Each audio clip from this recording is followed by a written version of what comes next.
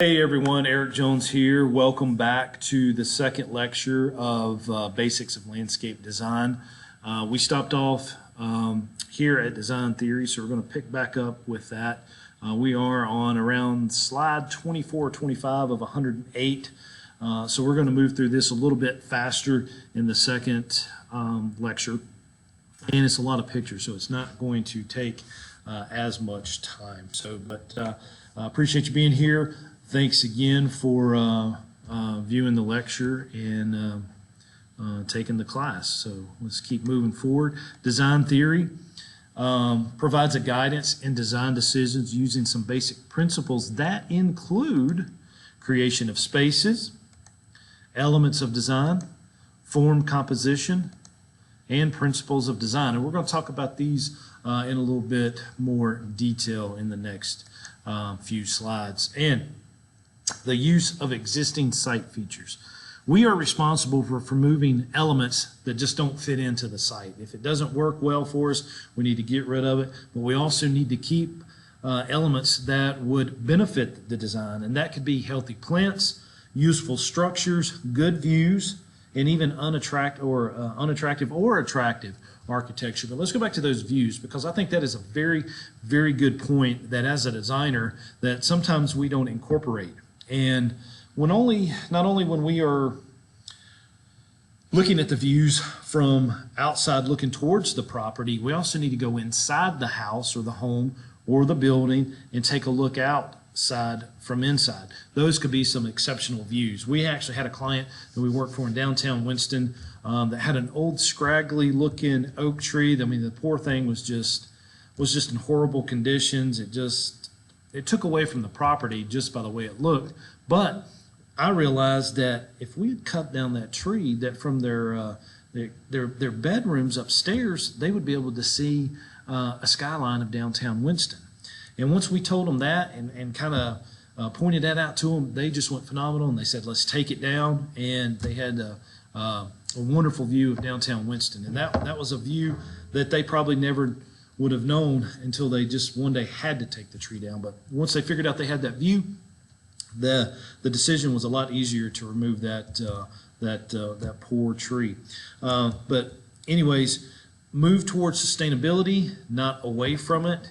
We need to recycle, repurpose any of the elements that we can use, and let's be creative in how we do this. I actually have a carpentry instructor that works for me at the college, and they do some phenomenal things with doors that they're removing out of old schools. They're taking down lumber.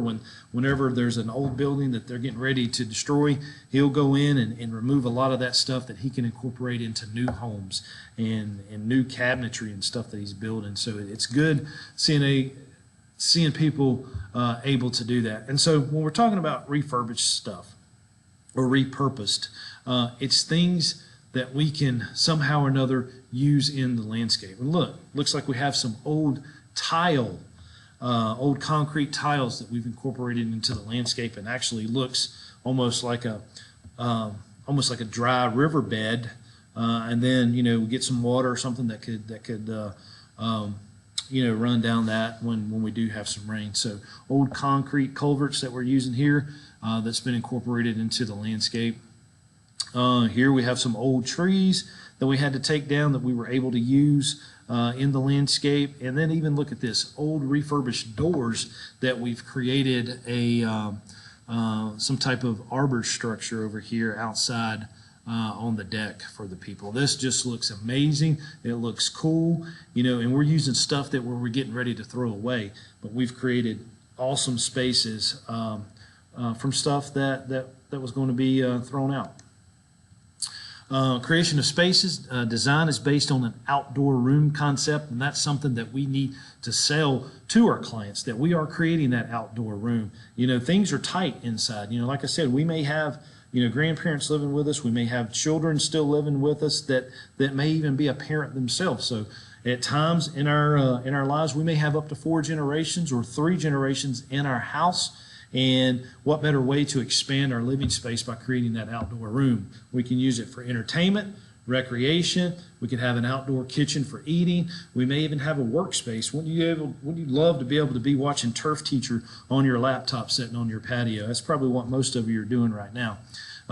Or, a service area. If you just need to get out and do some gardening, or if you need to just work on your car, to have a place to be able to do that and kind of get away from the things that are going on inside the house. Visualize each one of those spaces as having a floor, a wall, and a ceiling. The floor can be turf, hard paving, ground cover, any of that. The ceiling may even be a tall tree, an arbor, or even the sky. What's wrong with sitting on the patio or the deck and looking straight up and seeing the night sky, or seeing the open, clear blue sky? It doesn't have to be covered. The sky could be our ceiling. Walls can be made with plant material or structures. And if you've ever go downtown and eat, whichever city that you're in, a lot of times they'll separate pedestrian traffic with just a little picket fence on the large sidewalks, and they'll have some outdoor seating. Just that little picket fence gives us that sense of space and that separation from the pedestrian traffic, and makes us feel like we're part of the restaurant that's inside. Again, outdoor room concept. And here we have an outdoor kitchen. We have a place to eat. We have a place to relax, so we're incorporating two. We've got the water here, so it's a place of relaxation, meditation. Be perfect there to read the morning paper for those of you who still get the paper. Or just reading a book and actually having family over and entertaining in a place like this. Functional layout of the spaces. The spaces should be functional. A windbreak should break the wind, and a vegetable garden should get plenty of sun. And that all goes back to doing those bubble concepts. Remember, putting things here. We wouldn't put the garden on the side of the house that's not going to get any shade. We can see that when we start putting our bubble diagrams, and we have in relation to north, south, east, and west. We should also list the functional criteria of the space in the conceptual design in regards to orientation, sun, water, interior space, and accessibility. Just think again, if we had that outdoor kitchen, we would want it to be close to the indoor kitchen so we can move stuff back and forth easily. Outdoor rooms, the service areas, the recreational areas, outdoor living, garden. We just saw recreational and outdoor living, entertainment in that previous picture. The service areas, spaces that are dedicated to storage, work, and other tasks not related to recreation. Often requires screening, either a fence or a hedge, and may have specific access and utility requirements. Now, also be careful if you're putting like heating and air conditioning units or anything right there, that you don't get your plant material or fence too close to it, because your service technicians are going to need space to service those units. Also commonly a place alongside the structures or behind the garage, but may be incorporated into the design like a potting shed or a compost pen. Now, people love those things in their designs. Everybody's on that sustainability kick or green building kick, and when you start incorporating stuff such as rain barrels, a compost pen, even a potting shed like that, or even a mini greenhouse, the neighbors love it. And your clients are going to love it. And those neighbors are going to pick up the phone and give you a call too. So anything that we can do that would be a benefit and aesthetically pleasing, and let their neighbors know that they're conscious about the environment, just builds repertoire for ourselves as well.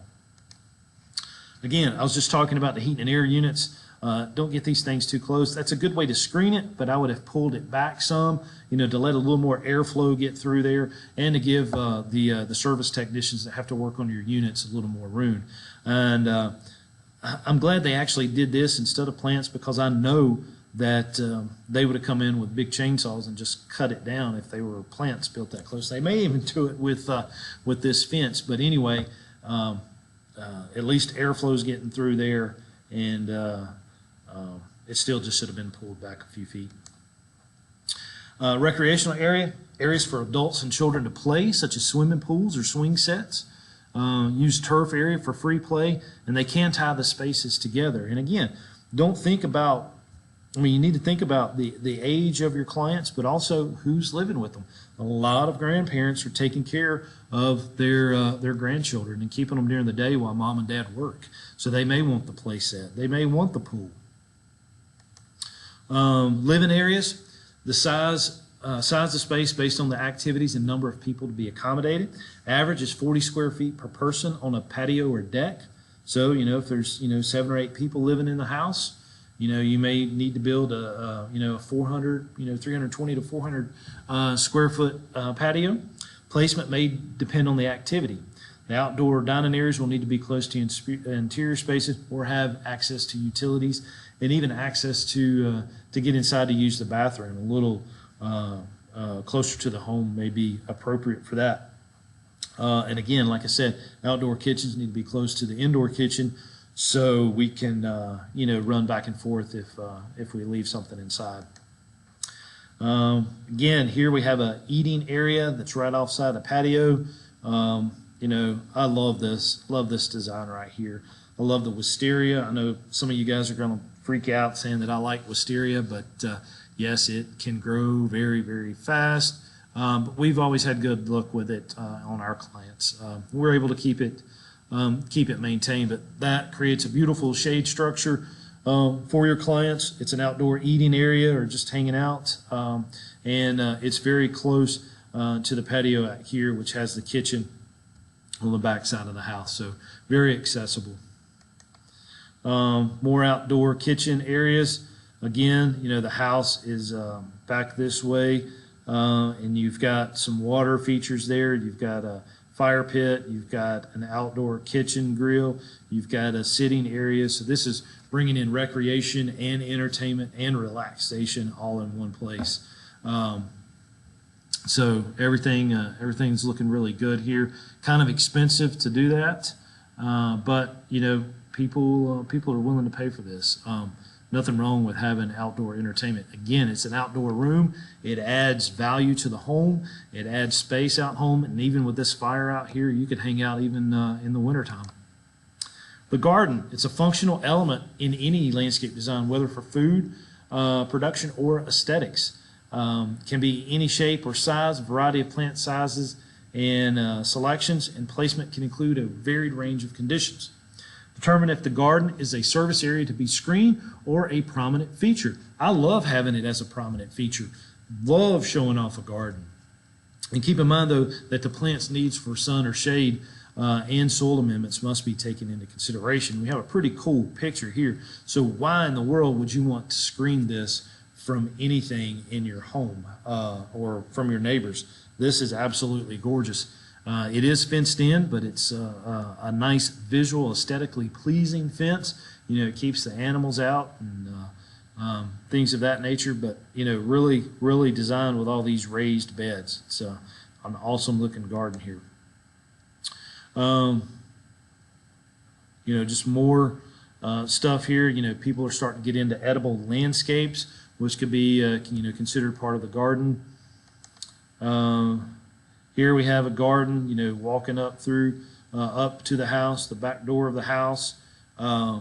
They've made their landscape a garden, and that is awesome. Again, the edible landscapes is something that a lot of people are willing to pay for and have in their yard.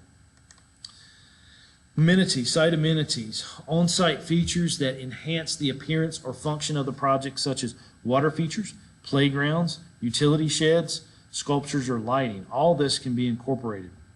You need to review the installation instructions to find out if utility connections or special site prep might be necessary, especially concrete footers for some of your structures that need the support. Water features are good. It gives that awesome sound.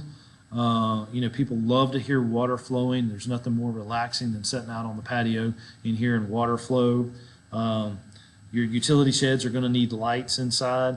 You may want to uplight your sculptures. You may want to do landscape lighting on the house as well. Grade changes for walls and stairs. Determine if the grade changes need to be made and if the walls and stairs need to be added or repaired. Adhere to the proper parameters of the rise and run or the slope if a ramp is installed. Now, if you are doing a redesign of a back property and the steps are out of code and you have to go and start changing a lot of things and pulling building permits, you're going to have to redo the steps. Don't get caught with that. Take a look at it. Hopefully, if you do get that surveyor to draw it out, and anytime that I'm going to have to start reconfiguring the grade, I would love to have the topo put on my site plan. That way I can do a legitimate grading plan and actually design it on paper to know where my water's flowing, and I can determine exactly how many rise and rise of stairs that we need, and all that can be taken care of on paper. We can determine the height of our retaining walls. So hopefully, if you do get that surveyor to do it, they can add the topos for you. There's 4 basic tenets when it comes to elements of design: form, texture, line, and color. And all of these need to be incorporated into your design. So let's get down to the nitty-gritty with form. Form is the shape of spaces and objects. It can be any composition or standard geometric shapes. Most design theory suggests that having a single dominant form with 1 to 2 subordinate or complementary forms will work. Example, a formal landscape with rectangular walks, lawn, and plantings, but have a living area that is rounded. Absolutely perfect. Or maybe using some round annual beds on the corners of the squared lawn. Any of that type form would work, and it just breaks up the repetitiveness of it, and it just kind of it stands out having that circular form with all the rectangulars. And here you can see it. Look at the pool is rectangle. They've got the trellis that's rectangle. The patio with the lawn is rectangle. All the pavement is rectangle. The sidewalks, more lawn over here, and then they've got the round trees that kind of break it up, and then they've got the round element inside the patio with everything being square. So nice design there. Texture is how smooth or rough an item appears based on visual perception. It's often based on the size of leaves of plants. Small leaves create that fine texture, like your boxwoods, and then your larger leaves create a coarser texture.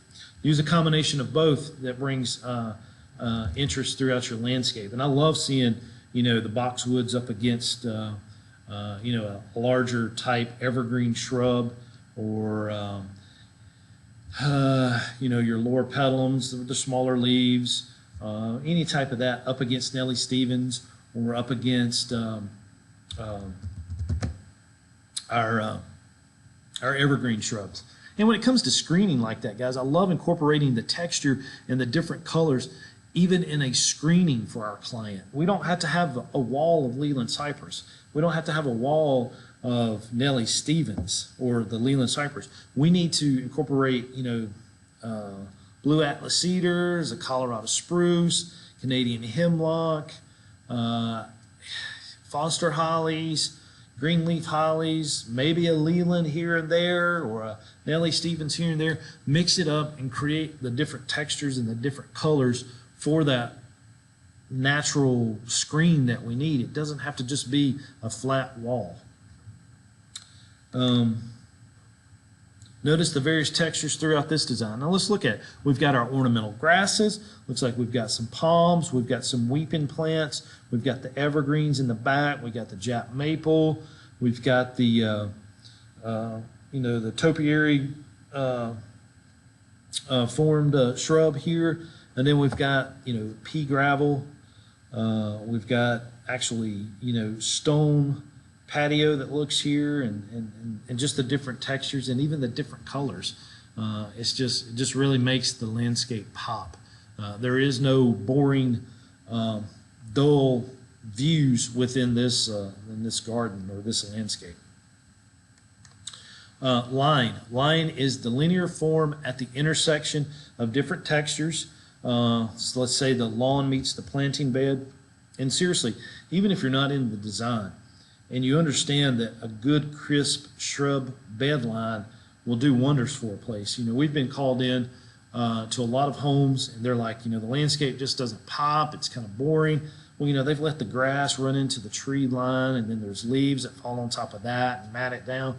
Something as simple as taking a bed edger and creating curvilinear shrub beds and thickening up the pine needles and fluffing them up and tucking them in, and then, keeping that crisp edge will do wonders for a property, and not even having to add extra plant material or anything. They've just got the native wood line, and you separate it with a nice shrub bed, nice shrub line from the turf grass. It really cleans up the house. When trees meet the sky, defines a line, and then when hardscapes meet planting beds as well. And this is the most difficult element to create, but it's the most obvious to see. It moves our eyes to the desired views. And again, like I just mentioned, a clean, crisp bed line looks good and can do wonders for any property. And, look, they got the line created by the trees at the skyline, and then the wall at the planting bed above. It looks like we're looking at some nice pro landscape pictures here, ladies and gentlemen. But yeah, we've got that crisp line with the wall.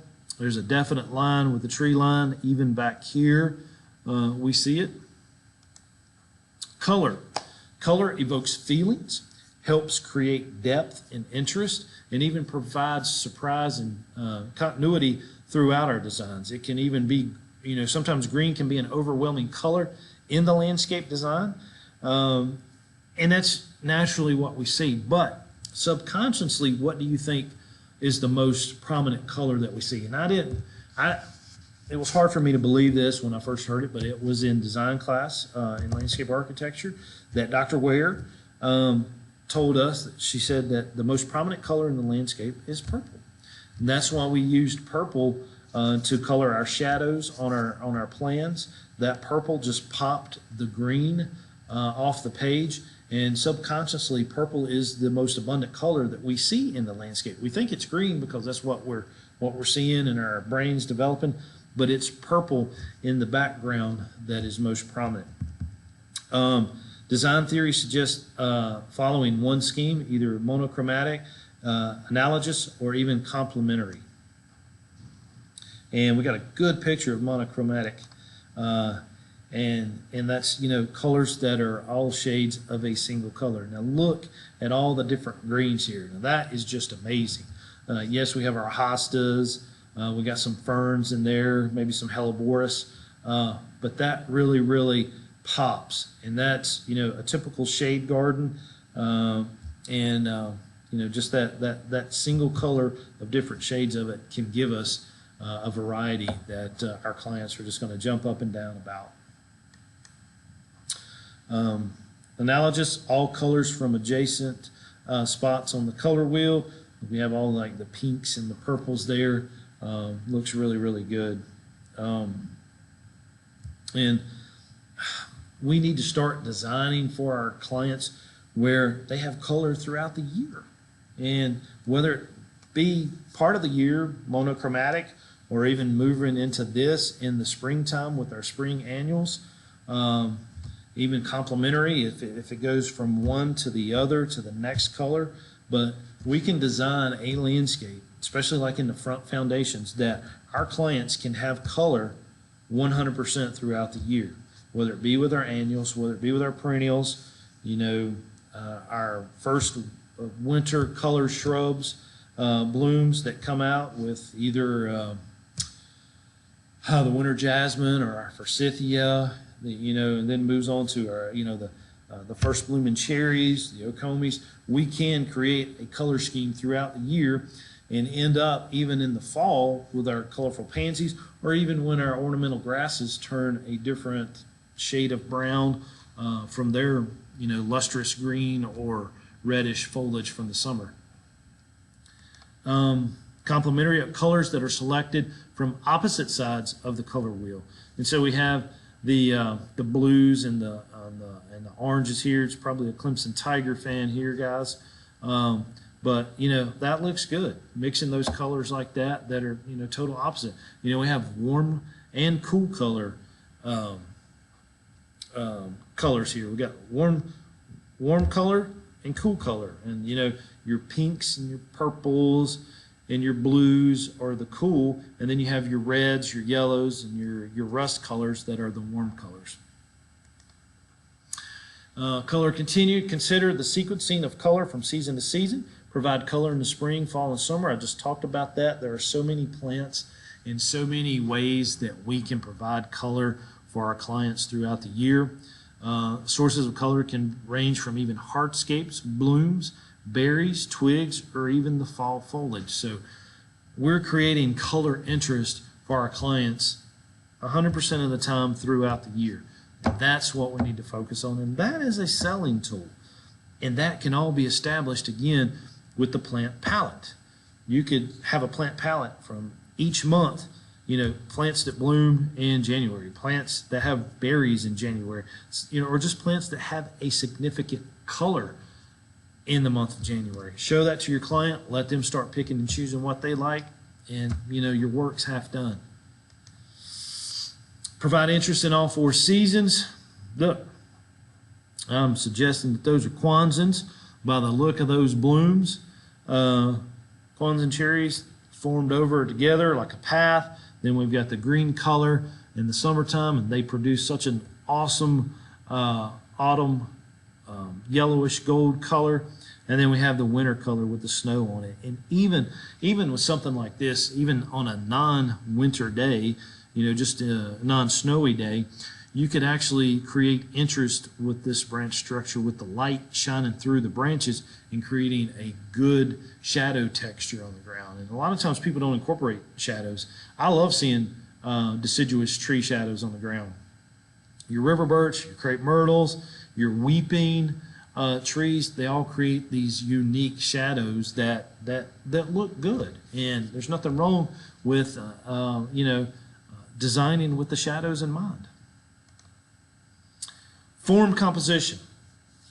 Outdoor room, it's a large concept in landscape design, and form composition is what brings it together. Bringing it all together is what we need. And what's most commonly used is squares and rectangles, angles, diagonals, circles, and arcs and tangents. And then even a combination of the forms.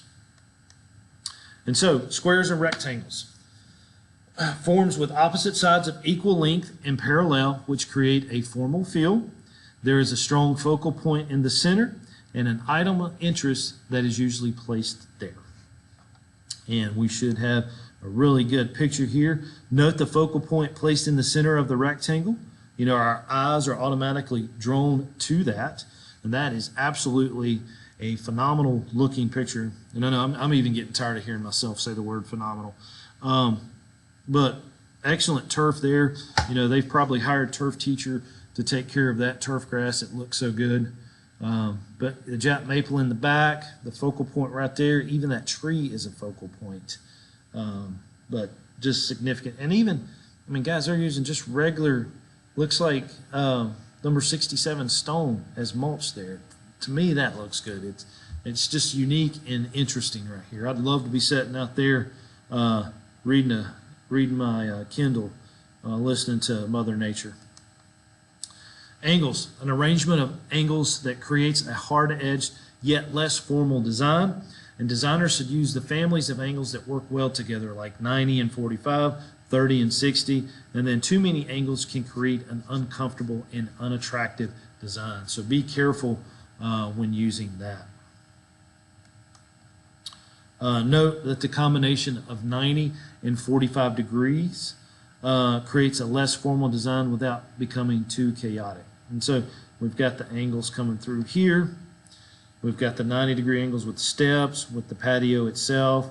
The walk here is at the 45. We've got 90-degree angles here, here, there, and it looks like we've got that 45 across the back wall. So nothing looks chaotic about this. This is actually a pretty neat design, guys. Diagonals are a variation of previously discussed angles, which use a composition of 45-degree angles to dissect large spaces.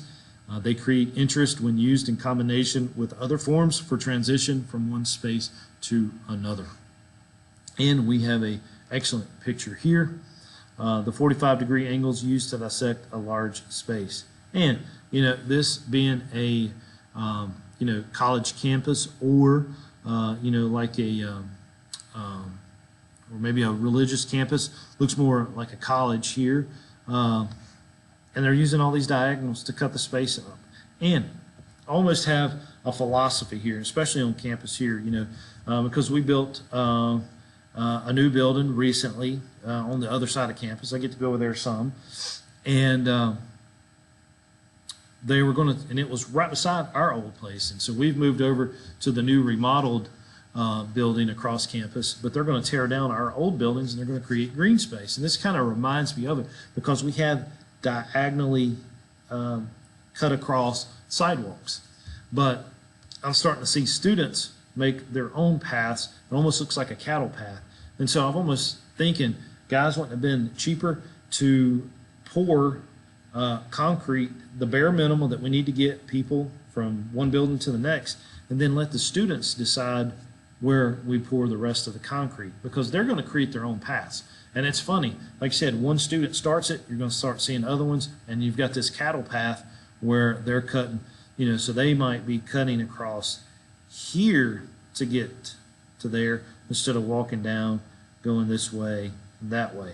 They may do a straight path. So it doesn't matter how you pour the sidewalks, they're still going to take or create their own walking space. So that's what we should pour our concrete to. Circles, they create a sense of calm, ease the viewer into the space, and then create a strong focal point in the center. They may be nested, overlapped, or even repeated to create a large and diverse space. And look at here. These nested circles guide the eye to the center focal point of being right here. So we just follow that thing around, and then we've got all this circular space here. That's kind of getting a little busy, but definitely probably pretty cool to walk through it and get down to the center focal point here. Arc tangent. Arc is rounded and tangent is a straight line, considered to be one of the most natural forms, but use no more than a third of the full circle. And as we can see here, there's about a full third. The convex and concave arc elements with straight line tangents. So looking sharp there. Now, this all, takes place, guys, on paper before it does in real life. And you can actually see it on paper. It's a lot smoother and it's a lot easier to make a mistake. You want to make that mistake on paper before you do in real life. Good rendering of the plan there too. So form combination, they can be combined to create a variety of feelings and moods as well as for transition purposes. It's recommended to have one dominant form that makes up the majority of the design edges with a second form to complement and contrast the primary form. Create a smooth transition by placing the form transition at a natural change, grade change, hardscape to lawn, or going around a corner. Form combination. The circular form is dominant in this design, but it's complementary to the rectangular form to create interest. Look at all the round containers. We also have, it looks like a tire there. We've got round stepping stones, and then we've got the square ones here. So a good combination of squares and rectangles. And I love the gravel as mulch. It just looks clean and crisp. Nice looking design here. Principles of design. Unity, order, scale, balance, rhythm. And we'll start off with unity. And we've probably got maybe 30 minutes left in this lecture. It is a harmonious relationship between all aspects of the design. You can maintain consistency throughout the site with a common thread that may include, again, color, form, style, material, or other unifying element. And think about it. Last time you walked maybe through the mall, you walked through a large either college campus or a business complex, something as simple as a painting on the sidewalk or a stained element within the concrete that brings unity throughout the whole campus, and it kind of brings everything together with something as simple as that. And look, there's no unity in this landscape. It's all just kind of out of whack here. But then look at the unity here. The landscape is tied together with form and color. Look at the begonias out front and then to the left and right of the front steps there. You have also unity with plant materials on either side. We've got, looks like Bradford pears, to be honest with you. This is another pro landscape design. And you can tell because the stones here are a little out of proportion. But you got the two trees here on either side. Color white here gives it unity and balance. They're using form and color. And then they have the turnaround driveway. But nice looking design, don't get me wrong. I really like that. Order. Overall organization of the design, including element selection, function, and placement. So for example, if the design is an edible theme, order would include an outdoor kitchen, a dining area, possibly a vegetable garden, and then, of course, our edible landscaping. Order lacks clutter and gives a sense of neat and tidy. So, the outdoor kitchen, should have a place to eat. You should be able to look out across the lawn and see your vegetable garden and see edible plants throughout the landscape. So we're giving order to someone's backyard here in our design. This design includes an outdoor kitchen and features edible landscape plants. So got the the big old stove back here, wood burning stove, and then all your edible landscaping. Again, it looks like another pro landscape job, which is cool. Scale, sometimes referred to as proportion. Scale means that the element size relates to the site and to the user. Now that can be a little tricky to maintain. Scale brings landscape design into human proportions. An overtowering tree or something like that might just make us feel small. A smaller tree in height will kind of bring us down, make us feel a little bit like normal size. But a big old tall tree is going to make us kind of feel a little tiny in the landscape. And here we're using an overhead structure to scale the large open landscape down to human proportions. So you've got the bench here, so it kind of feels like you're inside, and it kind of gives you a sense of enclosure even though you're still outside, and it brings everything down to scale because that is a huge landscape out there, huge yard, nice yard, but it just kind of brings everything down to our size. Balance, visual match and equal on either side of a line of sight. Balance directs the views of the user and directs people through a space. Now, it can be equally balanced, or it can be kind of off balance. You may have 4 or 5 smaller trees over here and 2 larger trees on the other side, but you're still having balance. You feel that sense of balance, and that's very easily detected. Here it's symmetrical balance, and what I was talking about having different stuff on opposite sides would be asymmetrical, but this is a symmetrical design. We have the 2 boxwoods over here.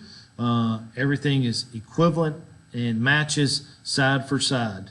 Shrub here, shrub there, everything goes around, and then you've got the 4 quadrants here. It was one of the first principles of design I remember learning in landscape architecture. The quadrilateral design, like 4 rivers of heaven, coming together, and it was one of our first designs that we studied and actually did. But everything matches for matches, height, shrubs. It's plant for plant, and that is the symmetrical balance.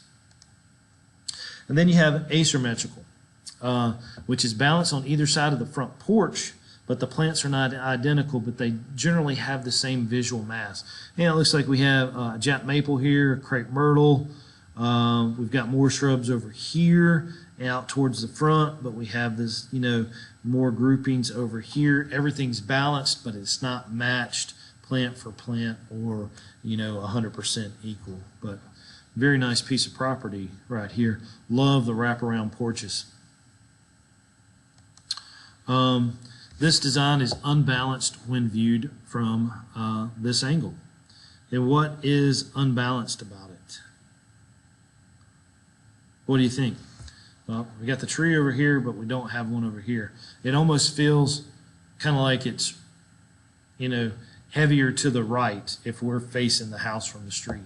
Everything looks more planted on the right. Rhythm. Rhythm creates a relationship between the elements and can be created using these elements: repetition, contrast, and variety.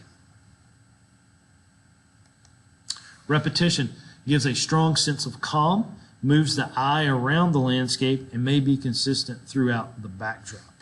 So we're using the same stuff over and over again. Principal designs. The square pavers move through the design in repetition. Just 1, 2, 3, 4. Everything is, same number, same repetition. Using this for our sidewalk material. Got a little seating area, but everything is used with these squares. Kind of reminds me of Mexico. Just the type of plants and actually the same type of walk paths. Contrast, use of an element to attract attention to a particular location in the landscape. Examples can include a plant with unique characteristics, color, or texture, or using a sculpture or water feature. So our focal point, it sticks out, it stands out, and that's what just draws our eyes to it, is because it is different. This design features a specimen planting in contrast to draw attention. Got the red, looks like a red maple here, and that's kind of our focal point from the street. Definitely, again, from the porch looking out, and either one that's the dining room can look out, and you see that focal point of the red tree. Variety, use of dissimilar items to create interest, uses different textures and colors in rhythm. Different paving types are used in this rhythm. Again, pea gravel, we got the brick edging, you got pea gravel, and then you've got the square stepping stones here. So 3 different types of paving that's getting us to the front door or to the back door, and it's used to bring out rhythm. Color can be used in a variety to create rhythm. Again, these are all warm colors because you got the red, orange, and the rust or orange.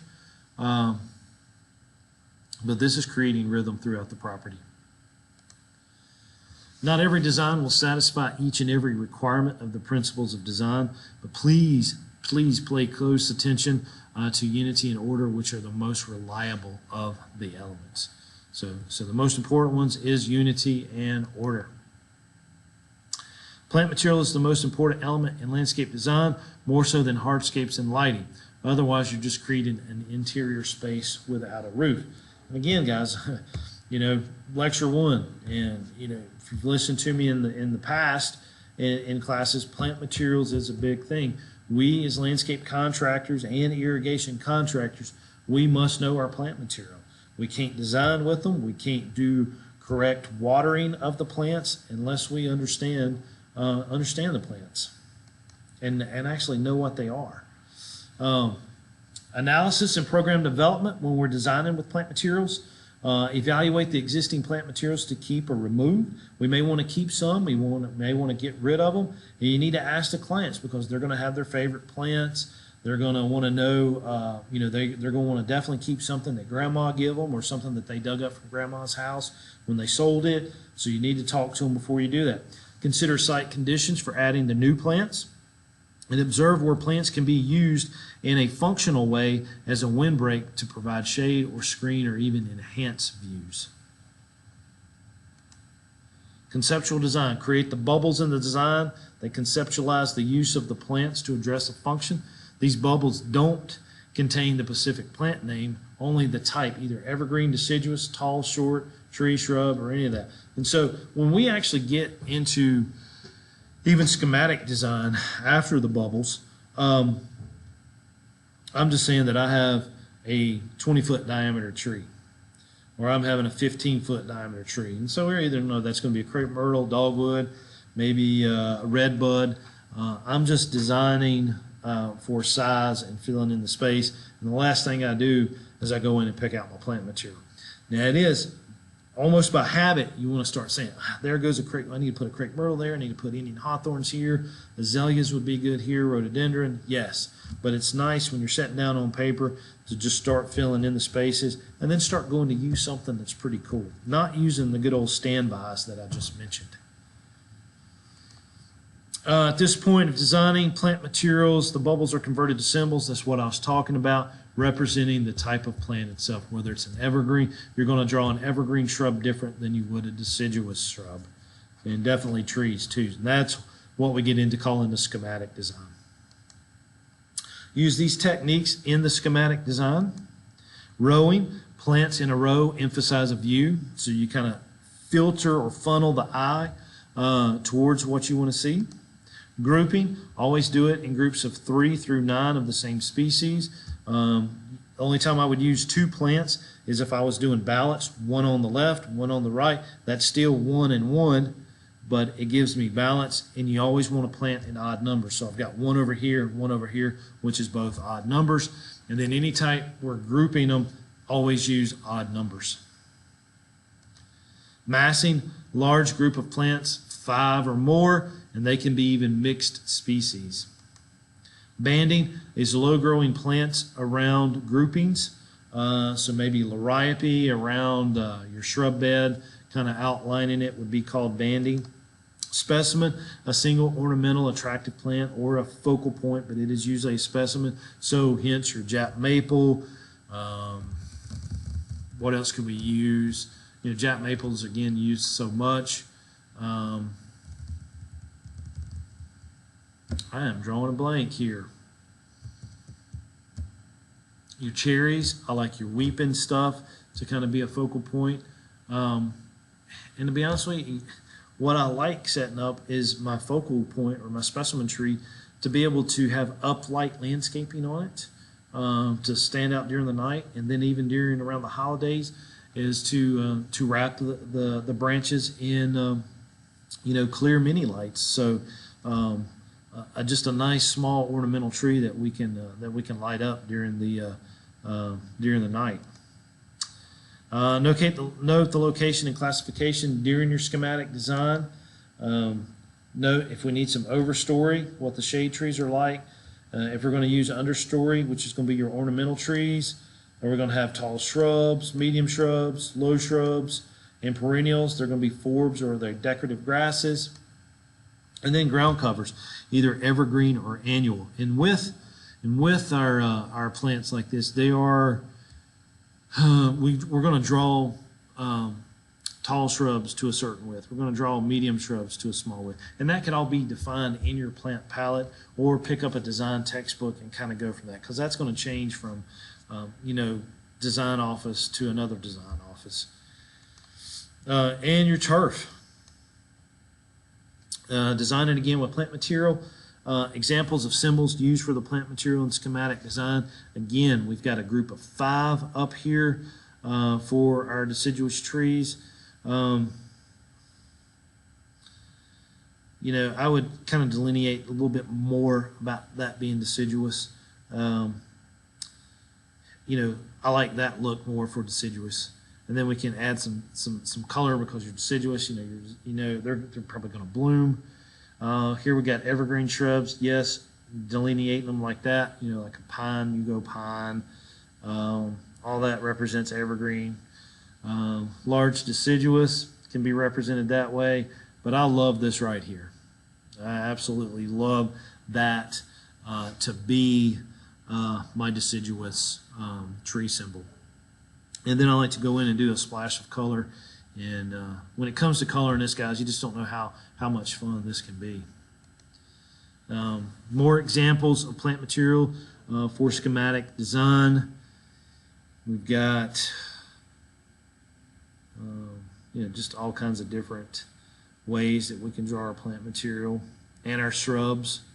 And you're going to have your favorites. And there's nothing wrong with using just 3 or 4 of the different styles, and then sizing them down to the perfect width and size of the tree or shrub that you're using, and then adding a splash of color in your master plan that really separates it from the other plant material. Your final design, Pacific plant material, is chosen at this point in the game. Identify necessary turf areas first. Select your overstory trees, then your understory, then your shrubs, and then finish with perennials, decorative grasses, and ground covers. And that's really in the same order that we're going to install the landscape too. Consider placing plants of similar water requirements together based on the following factors: sun exposure, soil, maintenance, even the pests, and aesthetic requirements. Sustainability is going to include concepts in the landscape field such as soil preservation, composting, capturing rainwater, irrigation reduction, and the limited use of pesticides, IPM. Try to incorporate some plants that's going to attract natural predators of an insect that's just prone in that area, and all that comes into play. And that, again, is a great selling tool that you have designed a sustainable landscape that incorporates integrated pest management.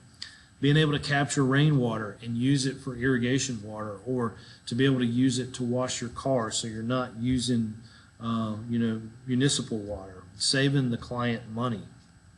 All that makes you look like a steward of the land and puts you up top with your competitors, and even makes you look a little better than your colleagues. Considerations for sustainability in the landscape are using drought-tolerant plants to reduce irrigation. And kind of drives me crazy sometimes when people start thinking about reducing irrigation or reducing, having no water landscapes. I love the irrigation business. I love installing irrigation systems, and I truly, truly believe in my heart that a properly irrigated landscape and lawn is going to do more for the environment and greater for our customer than the amount of water they supposedly think they're wasting on irrigating their landscape. It's just crazy. You can reduce as much carbon emissions with a great healthy stand of turf that's getting the correct amount of water and the correct amount of food. Is going to take out more carbon dioxide than that family could put back, that could generate and put back into the atmosphere. So water it, but water it right and do the right thing. Selection of native plants and non-invasive species. Yes, I don't know if you guys ever drive around and just see Bradford pears popping up everywhere, becoming very invasive. I love the native plants. They have the native plant conference here in North Carolina. It's a good program to be a part of. Plants that provide forage for beneficial organisms. I talked about that. Bring in those insects that's going to get rid of the pests that are damaging, that are known to damage plants in the area. Have habitat diversity with plant material. Practice soil preservation enhancement with organic matter, and then again use integrated pest management. And then always, monitor and adjust your irrigation system and make sure it's putting out the correct amount of water for the landscape. New landscapes are going to need more water than existing landscapes. So go back and monitor it and adjust it and do right by the client. The Green Building Council has established a rating system for construction and development titled LEED. It stands for Leadership in Energy and Environmental Design. This is a great thing to be a part of.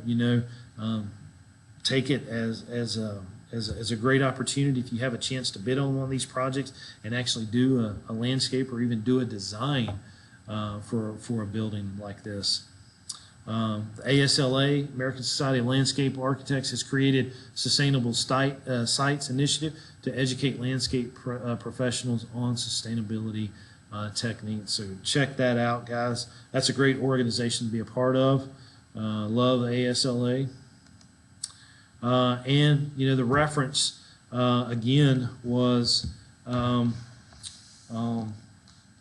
book that you get from the Landscape Contractors Board. Landscape Construction, North Carolina Landscape Contractors Licensing Board Manual of Practice. an excellent book. David Sauter is a great author. I've used David Sauter in the classroom, his textbooks, for the entire time I've been a college professor. So very good book. I would recommend having it if you're already licensed. Guys, this is a perfect reference book to keep in your office. This is the textbook that we use in HOR 114 landscape construction, and our students really get a lot of information out of it. So anyway, guys, I appreciate that. We were almost at an hour with this lecture. We went over just a little bit on the first one, so we're right at 2 hours, what the board wanted us to see, and I really appreciate your business, and I look forward to seeing you in the next lecture. Thanks.